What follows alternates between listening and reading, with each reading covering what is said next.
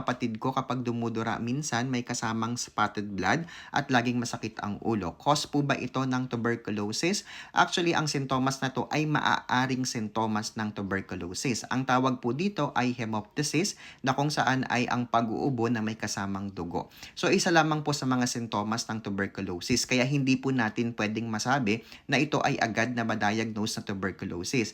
Pinakamaganda pa rin po ay magpakonsulta sa isang doktor. Pero dahil napag-usapan na rin lang naman natin ang tuberculosis, ano-ano pa po ba yung mga iba pang mga sintomas na pwedeng maramdaman ng isang taong merong tuberculosis?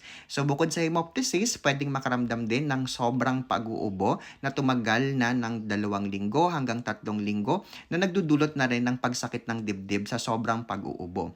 Bukod dito, naglalagnat din at ang paglalagnat ay mas na-observe tuwing gabi. Tapos nakakaramdam din ng pagpapawis, nawawalan din ng gana sa pagkain